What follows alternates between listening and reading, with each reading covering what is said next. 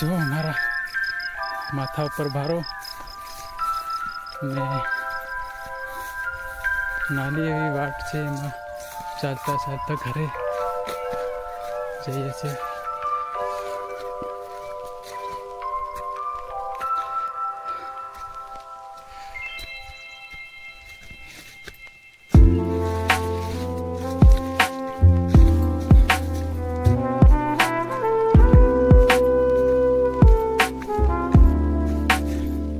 જો દોસ્તો, અમે ડુંગરામાંથી ઘાસ લઈને ઘરે હવે જઈ રહ્યા છીએ.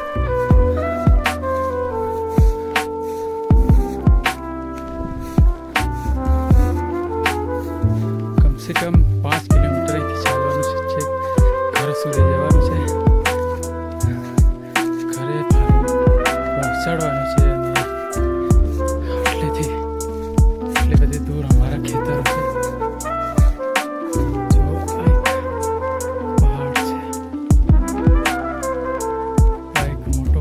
એના ઉપર ખેતરો છે, મકાઈ બાજરી એવું બધું કરીને લખ્યું છે. હું અત્યારે ભારો લઈને ઘરે રવાના થઈ ગયો છું.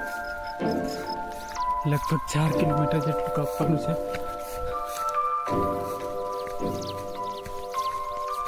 હવે મારે છેક ત્યાં સુધીનો સળંગ રસ્તો છે, પછી નીચે ઉતરવાનું છે. 5 કિલોમીટર